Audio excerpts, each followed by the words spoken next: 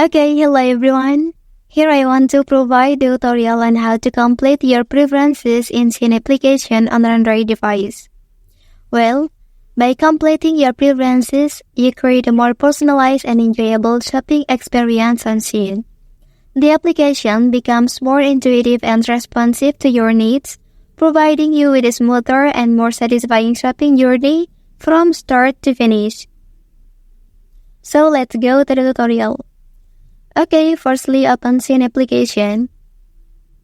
Well, and here look for the profile icon. Tap on it. So click the settings icon at the top right corner. Okay, after that select the first one. Well, so now look for the preference and tap on the option.